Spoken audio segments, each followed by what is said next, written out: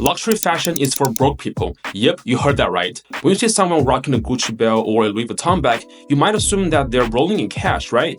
But here's the reality. A huge number of luxury buyers aren't wealthy at all. In fact, many are stretching their budgets, living paycheck to paycheck, just to get their hands on these high-end brands. Gucci doesn't belong in a mall. It belongs in a museum. So what's going on here? So today, we're deep diving into this fascinating phenomenon to review who's actually buying those luxury products and why are they buying them, and also why luxury brands are specifically targeting those people who cannot actually afford them, and at the end, how you can responsibly buy a luxury product if they actually genuinely brings you joy. So let's start with some surprising hard facts. A study from Bain & Company found out that over 50% of the luxury product sales actually come from middle-income class that are not ultra-wealthy. So this means that a huge portion of the luxury sales are being driven by people who are actually middle class or even lower income class, spending well beyond their means to own designer brands.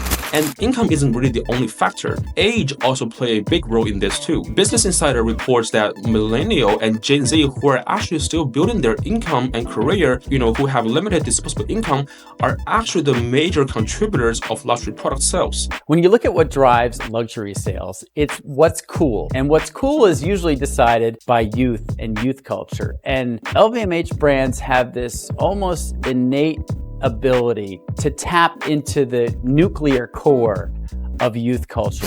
They're financially stretched, but they're still willing to splurge on luxury items for the social value that they bring. And oftentimes they're choosing designer goods over more critical financial priorities, often living paycheck to paycheck just to keep up the appearance. A survey by New York Times found out that even households earning less than $75,000 per year are allocating a significant portion of their budget to brands like Louis Vuitton, Gucci, and Prada. In major urban areas, this income of $75,000 per year is actually considered to be a middle or even lower middle class income, which means that these consumers might be sacrificing savings, investments, or other essentials just to afford the luxury items. One powerful example of this trend is actually the Sape movement in Congo. The participants of this movement call themselves the Sappers, who are actually working class individuals who spend enormous portion of their income, sometimes an entire month's earnings, on designer clothing to be just a part of the society of ambience maker and elegant people. Many Sappers live in poverty but prioritize buying high-end fashion over essentials because the social respect it brings them. In their community, dressing in designer brands elevates their status and earns them a level of respect they wouldn't otherwise have.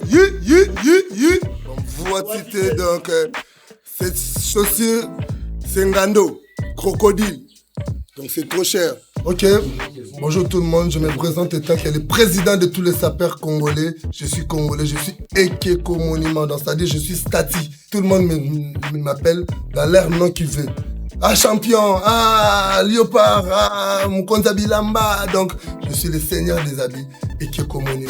So despite the financial struggles, the appeal of luxury is strong enough for these individuals to actually sacrifice the basic comforts just for a piece of high-end lifestyle. This really shows that how luxury brands have now created a powerful psychological association between their products and social status, often at a very significant financial cost. While I definitely respect any beliefs or any personal values, but this just doesn't make sense from a financial standpoint. So why do people continue to buy luxury items even if it puts them into a financial strain? Well, so psychologically, luxury items act as a status symbol that elevates social standing. A research from the Journal of Economic Psychology actually shows that people with lower income often buy these luxury items, to really feel successful and valued. Luxury goods often offer a very quick way to boost their self-esteem and signal affluence, even if it's just an illusion. One of the most dramatic examples of this is actually Anna Sorokin, also known as Anna Delvey, who became infamous in New York for pretending to be a wealthy heiress. So arriving in New York in 2013, Anna Sorokin, which is her real name, transformed herself into Anna Delvey, a supposed German heiress with 60 million trust funds. So with this fake identity, she mingled with New York elite, staying at luxury hotels, dining at very exclusive restaurants,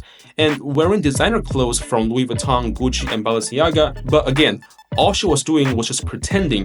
Anna wasn't rich at all. She used bad checks, borrowed money, and leveraged friendships to maintain her luxury lifestyle. On one occasion, she even convinced her friend Rachel Williams to cover a $62,000 luxury trip to Morocco, leaving Rachel in debt. My last full day in Marrakesh, I wake up and there are 2 managers who come into the villa and refuse to leave without a functioning credit card.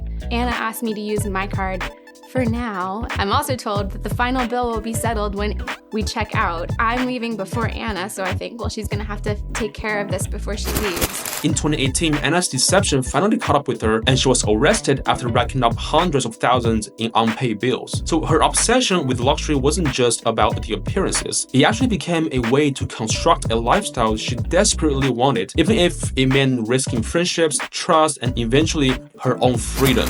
Besides the psychological factor, there's also a lack of financial literacy at play. So studies have shown that people with lower income are often associated with lower level of financial education, and people with lower level of financial education often tend to prioritize immediate rewards like owning a luxury item over long-term stability. Often, these consumers are more focused on present rather than the future impact of their purchases. This present-oriented mindset makes luxury brands even more appealing because they provide instant gratification. So for many people, saving a $200,000 down payment for a house might feel like nearly impossible, but stretching for a $3,000 bag seems far more doable. And let's not overlook the role of social media. Platforms like Instagram and TikTok are filled with influencers flaunting luxury goods, creating an intense pressure to keep up. Business Insider reports that 60% of the millennials and Gen Z's consumers actually admit that they're buying luxury products just mainly to impress the others online. So luxury is no longer just about personal style, but it's also about signaling success and relevance in the digital world. Got Louis Vuitton because I'm banned from the Gucci store. Oh, wow. Yep, unfortunately I'm banned from there. Banned. Banned. He banned. You have been permanently banned. So now let's move on to why would those luxury brands target consumers who aren't actually wealthy? Isn't luxury supposed to be exclusive?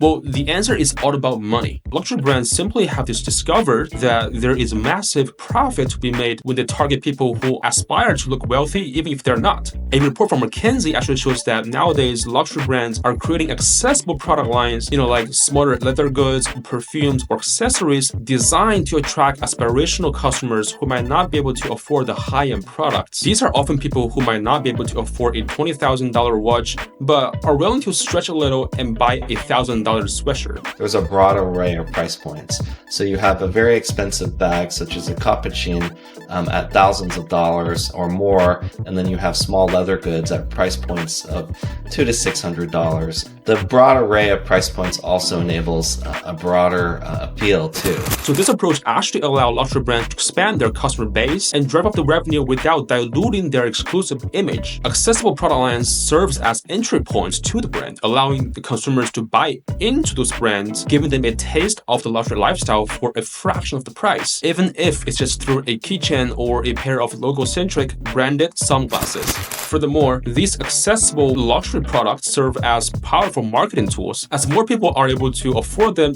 these luxury products are often flaunted in social media posts, and it just creates a sense of luxury lifestyle that others want to emulate. Speaking of marketing strategies of this luxury brand, another key strategy is actually scarcity. Luxury brands know people value things more when they are hard to get, so they create an air of exclusivity. Take Hermes, for example. For those of you who don't know, you can't really just walk into a Hermes store and buy a Birkin bag. You need to actually establish a buying history, purchasing smaller items like a scarf, belt, before you are allowed to buy a Birkin bag. This tactic makes the product feel even more desirable because customers feel like they are part of the elite group, willing to spend even more just to be included. And this strategy oftentimes works exceptionally well with middle class and lower income class because they are the people who are striving every day to prove themselves. So does this all mean that you should never buy a luxury product? Well, not necessarily. To a lot of people, buying a luxury product truly can have a genuine emotional value, which is something that we can't just ignore. And we have to admit that owning something special like designer bag, a watch, can feel like a reward, a marker of milestone, or a boost to self-confidence. Psychologists call this the emotional return on investment. So if a luxury item genuinely brings you joy, it's okay to buy it. The key, however, is to buy it responsibly. A good budgeting framework is the 50-30-20 rule. So 50% of your income goes into essentials like rent, groceries, and 30% goes into discretionary spending, which can include the luxury spending, and 20% goes to savings and debt repayment. So by making luxury purchases within this 30% discretionary portion, you can actually treat yourself without sacrificing your financial health. Or you can consider set up a separate luxury fund specifically for high-end purchases. Think of it as a saving account dedicated solely just for luxury spending. And the key here is to keep this budget separate from the money you will need for daily essentials, just to ensure that the money for daily essentials are fully protected. This separation is crucial because luxury purchases can sometimes be very impulsive, and it's easy to emotionally dip into funds meant for basic needs. Alright guys, that was the second video of this new channel. What do you think? Let me know in the comments, and also let me know if you agree or disagree with my perspective on luxury spending. And if you liked the video, don't forget to like and subscribe. I'll see you in the next one.